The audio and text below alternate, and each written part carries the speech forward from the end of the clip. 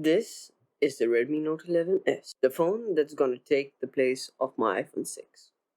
Wait, the iPhone 6 isn't dead yet. It's just retired of its work. Sleep tight, buddy. Now, who's this new guy? But is this phone really better for my daily use? Come on, it's better than my iPhone 6. Really? You just have to ask it, right? This thing has a 6 GB RAM, runs Android 11, and a 5000 mAh battery.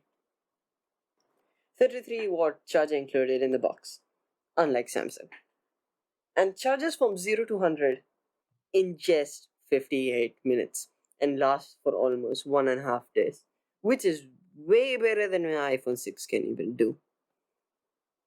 Now, camera time. 108 megapixel main camera, 8 megapixel ultra wide, and 2 megapixel macro, also depth camera. But no 4K or 60 FPS video recording. On paper, this phone sounds like a monster for a mid-range phone, of course. But then this camera, is it really the best? This is what it does. Yep, decent quality photos and videos, but only problem is it records in 30 FPS, which is decent. I mean, come on, it's the traditional thing for most filmmakers and videographers, right? Now, gaming.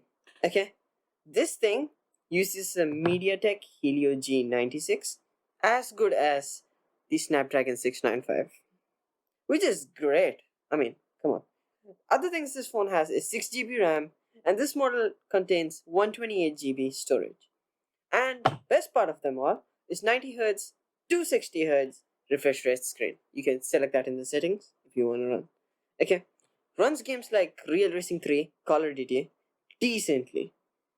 There is a performance booster thing on the left. Not sure what it actually does, but it says it does something, right? Overall, the phone is a great choice for the budget between 190 to 250 USDs. Not bad.